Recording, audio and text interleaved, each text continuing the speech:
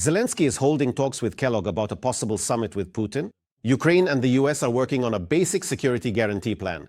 We'll share all the details very soon. Novoshakhtinsk and Ust-Luga are burning, engulfed in flames. In Russia, they can't put out the fires quickly enough after strikes by Ukrainian long-range drones. They'll reach both the Kremlin and Valdai. Ukraine has shown its new long Neptune missile for the first time. Thousands of American ERAM cruise missiles are also on their way to Ukraine. We'll tell you which enemy targets they will strike first. Cyber partisans hacked the broadcast in Russia and showed the real results of the war and other achievements of Putin's so-called special military operation. We'll show you this footage as well.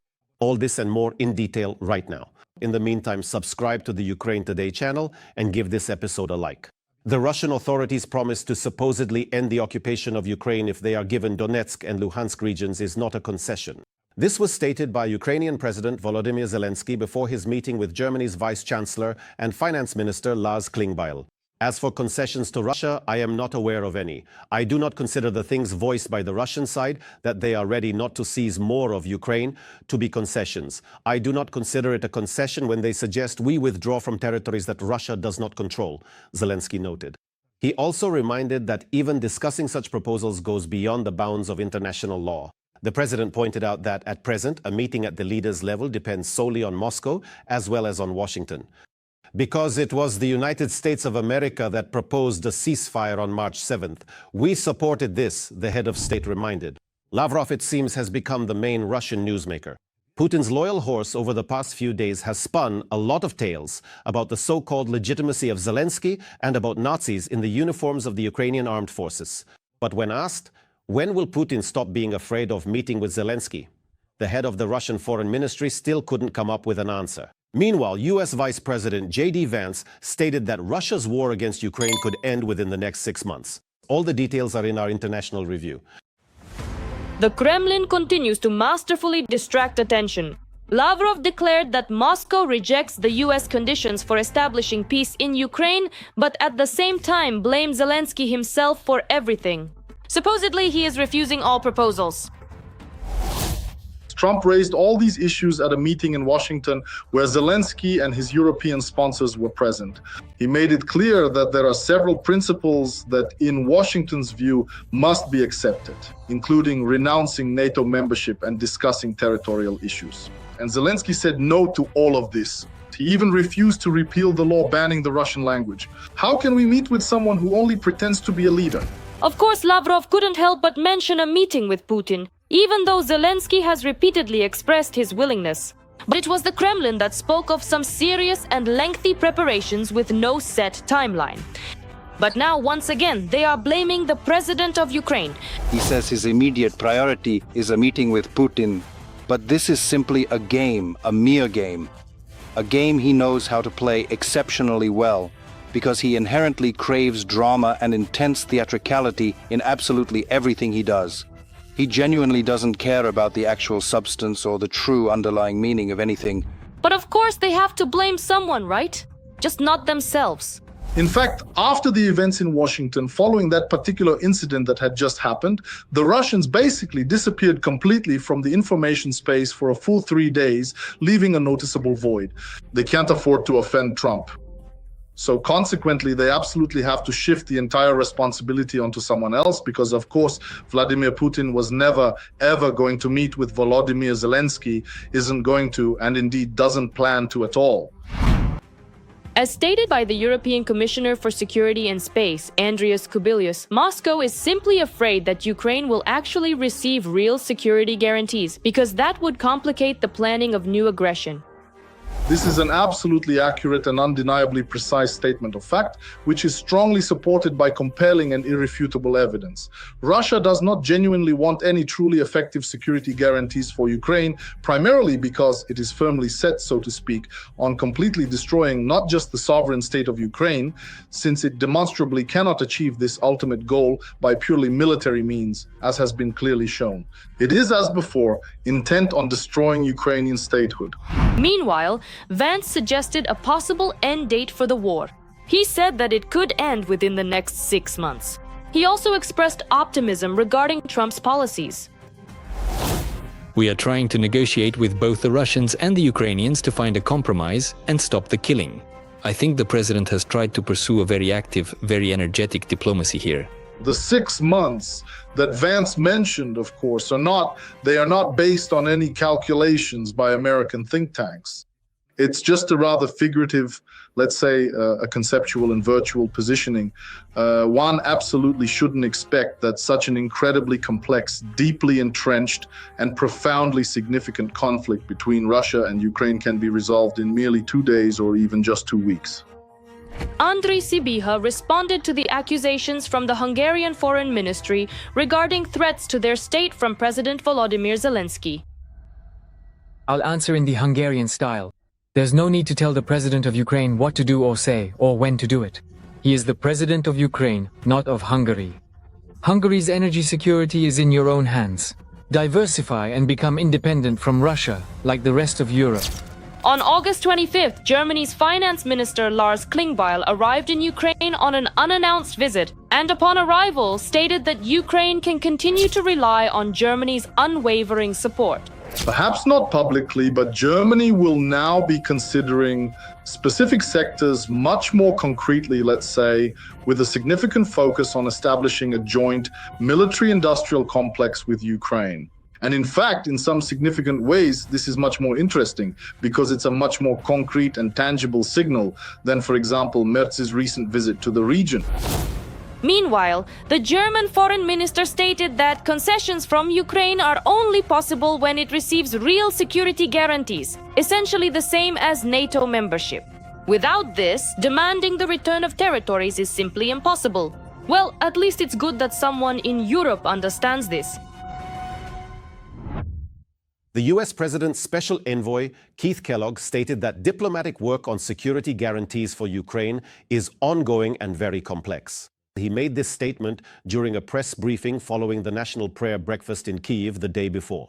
The US President's special envoy noted the very heavy losses in the ongoing war and emphasized the need to put an end to it. You want to see this through to the end, to a just and reasonable conclusion in the future, and hopefully by next year, on the next Independence Day, Ukraine's 35th anniversary, the next prayer breakfast will probably take place after that.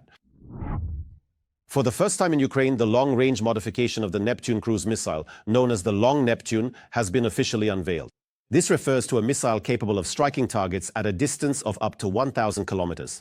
But that's far from all the bad news for the enemy.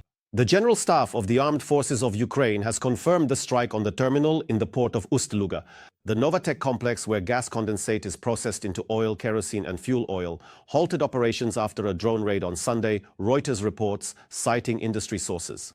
Meanwhile, the Novochakhtinsk oil refinery, the only operating refinery in the Rostov region and the main supplier of petroleum products in southern Russia, has been burning for the 6th day in a row.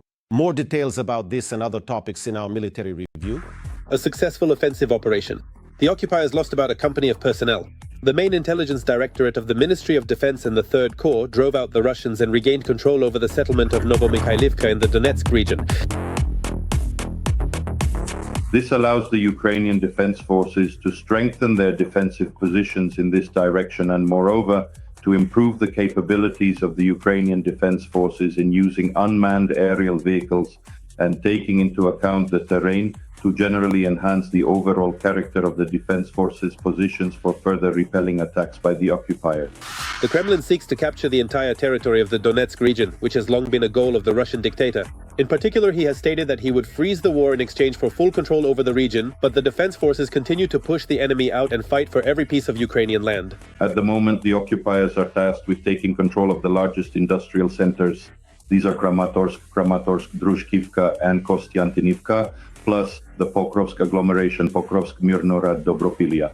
In other words, the occupiers are well aware of the possible scenarios ahead, extremely heavy losses in personnel and equipment, and accordingly, an active phase of hostilities that, according to British intelligence, could drag on for several years. This scenario is called up to 5 years to establish full control over Donetsk region. That is why, accordingly, the occupiers are trying to exert military and political pressure on both the United States and Ukraine. Moreover, the Ukrainian armed forces are successfully attacking the enemy in the rear. Special Operations Forces and the Security Service of Ukraine struck an infrastructure facility at the Ust-Luga seaport terminal in the Leningrad region. The Ust-Luga seaport terminal is considered one of Russia's key logistics hubs in the Baltic Sea. It is actively used for exporting energy resources via the so-called Shadow Fleet, which operates bypassing international sanctions. It should be noted that the Ust-Luga port has already been repeatedly targeted by strikes from the Ukrainian Defense Forces and the main intelligence directorate of the Ministry of Defense of Ukraine. This concerns the Novatek terminals, which are a key supplier of finished products. Once again, I want to emphasize that we are talking about petroleum products with end consumers including India, the People's Republic of China, as well as a number of European customers. The Novoshakhtinsk oil refinery, the only operating refinery in the Rostov region and the main supplier of petroleum products in southern Russia, has been burning for the fourth day in a row.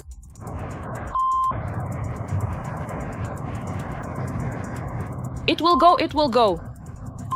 In fact, it hasn't stopped for even a minute. Since the beginning of August, at least 10 major Russian energy facilities, including refineries, have come under drone attacks. At least 4 plants have halted production. Meanwhile, as Russia deals with the aftermath, Ukraine has for the first time unveiled its new Long Neptune missile. It is capable of striking targets at a distance of up to 1,000 kilometers. Initially, the range of the R-360 Neptune missile was about 280 kilometers. The warhead has also been upgraded. Previously, the warhead weighed about 150 kilograms. At the moment, the technical specifications have not been disclosed, but it is said that the warhead of this missile has been significantly increased. Ukrainian Marines have also unveiled their own surface drone, the Barracuda.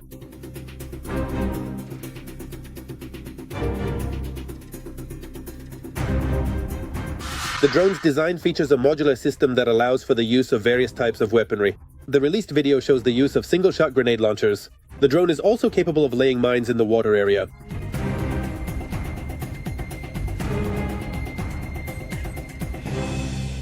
At the same time, the Trump administration approved the sale to Ukraine of more than 3,000 air-launched ERA missiles with a strike range of 250 to 450 kilometers. These missiles are intended for the destruction of ground and naval targets. Once again, I want to draw attention to the quantity and the technical and tactical characteristics. In other words, what we're talking about is that at this point, if the United States makes a positive decision, Ukraine's defense forces could have total control over legitimate military targets on the territory of the Russian Federation, including up to Moscow. The thing is, these missiles have been specifically modified for the F-16s, which have already been delivered to the Ukrainian side, and there are about 100 of these aircraft. And accordingly, if these objects or entities were to enter Russian airspace, the effective range for striking legitimate and appropriate targets on Russian territory would significantly increase. The deal is included in a military aid package worth $850 million, which is largely funded by European countries and also provides for the supply of a number of other weapons. This is what it's come to. Due to a shortage of doctors, Russians will be treated by paramedics without higher medical education. Starting September 1st in Russia, paramedics and midwives will be able to perform the duties of attending physicians in the absence of specialists, including therapists, pediatricians, and obstetrician-gynecologists. This was reported by Tamara Frolova, a member of the State Duma Health Protection Committee. All the details are coming up next. There is a shortage of doctors in Russia, so starting September 1st, patients will be treated by paramedics and midwives who do not have higher medical education. They will be able to perform the duties of attending physicians in the absence of specialists, including therapists, pediatricians, and obstetrician-gynecologists. Of course, there are problems. In fact, these problems arise because the budget in Russia, the budget situation is bad. Naturally, it's like in that joke, Dad, are you going to drink less now? No, son, you're going to eat less. When vodka gets more expensive, right? It's exactly the same in Russia. Given that there are budget problems, it's not war spending that gets cut, but spending on people. And of course, one of the sectors that suffers, if not first, then second, is healthcare. The Russian State Duma announced that mid-level medical staff will be able to conduct examinations, take medical histories, perform simple tests, and prescribe medications, and if a serious illness is suspected, refer the patient to a specialist. The decision to delegate such authority will be made by the head of the medical institution. This substitution is permitted in feldsher stations, outpatient clinics, and polyclinics. Positions are starting to be cut, doctors are being laid off. And naturally, in those localities where there used to be at least some kind of medical facility, at best they leave a feldsher, but sometimes they might not leave anyone at all. And in fact, there are quite a lot of settlements where even an ambulance simply can't get there because there's no road or no bridge or something else is missing. At the same time, in February 2025, the head of the Russian Ministry of Health reported that the country is short more than 23,000 doctors and another 63,000 mid-level medical staff. In rural regions, the situation is especially critical. According to State Duma Speaker Vyacheslav Volodin, medical institutions there are lacking half of their staff. Of course, in part, primarily military doctors who, among other things, also treated ordinary people, for example, the Military Medical Academy in St. Petersburg or other similar institutions, are now fully engaged in treating the wounded. And in addition, when there aren't enough facilities in military hospitals, civilian hospitals also get involved in treating the wounded. Naturally, this results in a shortage of doctors for ordinary people. The solution to the shortage of medical personnel in Russia is said to be the migration of doctors from African countries and post-Soviet states. However, since there is now a significant and widespread anti-migrant campaign actively taking place in Russia, those highly skilled and dedicated individuals who previously used to come to work in the crucial field of medicine from the former republics, primarily from the Central Asian nations, are regrettably no longer coming because of the pervasive and impactful nature of this anti-migrant campaign. And as a direct and unfortunate result, the overall number of available and much-needed doctors is steadily decreasing more and more, creating a growing concern. The farther a region is from the capital of Russia, Moscow, the more problems its residents have in getting, not to mention quality, but at least some kind of medical care. Nevertheless, there are problems even in big cities, and not least because of migrants. Estonia is preparing to attack Russia. This is the kind of information being poured into Russians' ears by Russian propagandists. We will explain why right now Kremlin information hitmen have started actively stirring up Russians against their Baltic neighbors. Kremlin propagandists have received new directives from above, along with fresh talking points from Putin. It seems the bunker dweller has finally decided whom he wants to attack next, and has already begun the ideological preparation of the population for another invasion. Now, the Kremlin has set its sights on one of the NATO countries, namely Estonia. The Estonian Foreign Ministry has banned its citizens from traveling to Russia. Special attention should be paid to an article in the Polish publication Onet, which states that Estonia is ready to launch a preemptive strike against Russia. Estonia against Russia. And even though Estonia is 300 times smaller than Russia, and it seems that even the Kremlin propagandists themselves don't take such a scenario seriously on their broadcasts, an order is an order, which means the Russian population must be actively prepared for a new military conflict. Estonia plans to increase its military spending to 5.4% of GDP within 4 years. And right now, Estonia is already strengthening its border with our country. The federal authorities are erecting barriers along more than 300 kilometers.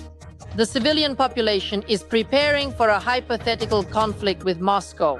People in the border regions are building personal underground bunkers in case of nuclear war and joining the so-called Defense League in case a conventional war breaks out. And this is absolutely true.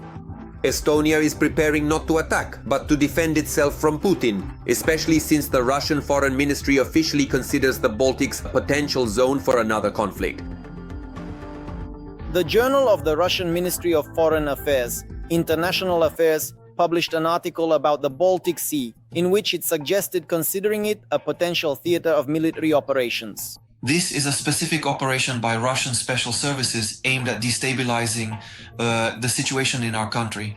We are constantly experiencing various provocations directed at us. This is happening all the time, and we are constantly prepared for more serious provocations and acts of aggression, and as they say, we are expecting them. In other words, we are ready for this and ready to defend ourselves. And with each passing day, there are more and more Russian provocations at the border with Estonia. We're talking about everything from cyber attacks to mysterious jamming of satellite signals. The Kremlin doesn't hesitate to use its reconnaissance drones on the territory of a NATO country. Meanwhile, official Tallinn is already actively preparing to repel potential Russian occupiers, increasing defense spending, conducting exercises, and hastily mining its borders with Russia in case of a military invasion.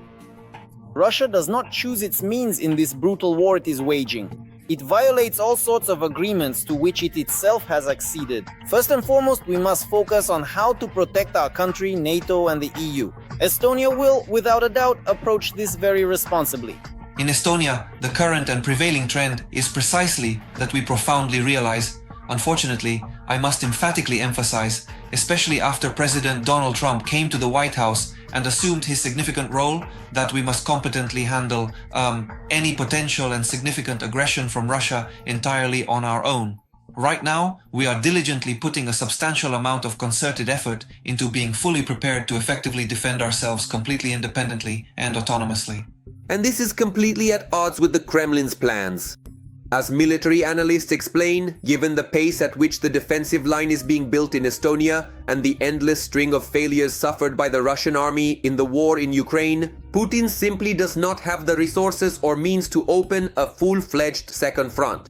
Which means there is only one scenario left, a war of information primarily aimed at the Russian-speaking population of the Baltic countries. So, the largest group consists of those who are ready for all these challenges and support any government initiatives to strengthen our defense capabilities. The second group, which unfortunately is also not small in our country, I don't even know how to describe them. Vatniks, Putinists, Russian speakers, the fifth column. Well, there are many names for them. So, this is a group of people who, while the first group is preparing to fight back in anticipation of aggression, this second group is waiting for Putin to send in troops so that finally they can be liberated and this damned Estonia can be destroyed, because with every fiber of their being, they hate Estonia. Estonia as a state, Estonia as a culture, Estonia as a language, and our entire way of life. They simply hate it and can't wait for Putin to give them the order to start wreaking havoc here. Relying on such supporters of the Russian world, Putin plans to invade a neighboring country.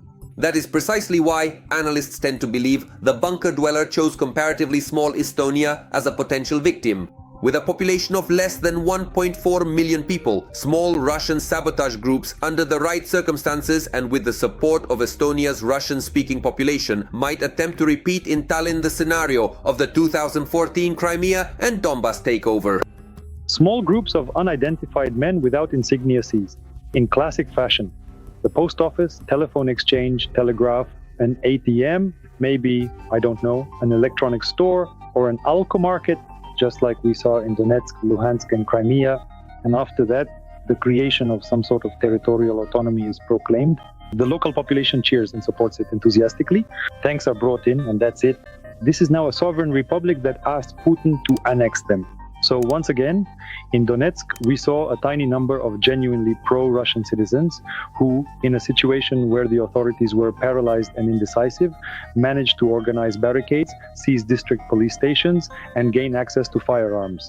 And it really was an avalanche-like movement that was almost impossible to stop, even with the use of the army. This is exactly the kind of scenario that Russian propagandists actively discuss on their TV programs. According to their scare stories, Estonia wouldn't last even a few days, and the North Atlantic Alliance wouldn't have time to react before Russian tanks were supposedly at the windows of all the major cities in Europe. And then after that, Paris, Berlin, and on the ruins of Washington, we'll write our modest names. So that's basically the mood. But all these wet dreams of Putin and his propagandists are never going to come true. According to analysts, instead of swallowing Estonia, the Kremlin will break its teeth on it. No matter how many supporters of the Russian world live in the Baltic countries, all of them support Putin from the comfort of their own homes, in warm apartments with running water and heating, good pensions, and all the other benefits of life in Europe. And Estonia is no exception here. This country ranks 10th in the world for quality of life, 6th for economic freedom, 12th in the Corruption Perceptions Index. Russia, by the way, is 141st, first in Europe for the quality of school education, and 4th in the world. This country is constantly at the top of all sorts of other rankings as well. For example, it has the highest number of startups in Europe. And it's unlikely that even the most ardent supporters of the Russian world would want to trade all this for life in Russia, with its corruption, unemployment, and Putin's total rule. On the evening of August 24th, Ukraine's Independence Day, a video was broadcast on Russian television showing the real losses of the Russian army in the war against Ukraine and other achievements of the so-called special military operation. This was reported by sources in the main intelligence directorate of the Ministry of Defense. Local cyber partisans managed to hack Russia's third-largest provider and broadcast an unauthorized video simultaneously on 116 TV channels. As a result, at least 50,000 subscribers from Moscow and other regions of Russia watched explosions at Russian oil refineries and the burial of soldiers on their own TV screens during prime time for more than 3 hours. You can watch this video yourself right now. In the meantime, please like this episode and don't forget to subscribe to the YouTube channel Ukraine Today. 1 million soldiers dead, no gasoline, oil refineries destroyed. Donetsk is without water, and the air smells like sewage. The Black Sea Fleet has been crushed.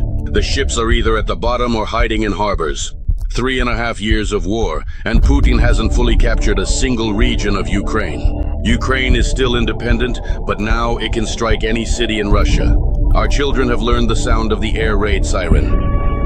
The special military operation is proceeding strictly and precisely according to its predetermined schedule, exactly as originally planned. This is indeed Vladimir Putin's strategic plan. Every voice matters. Join our community, support independent journalism and help us bring you the truth from Ukraine. Become a member of Ukraine Today. Join us now.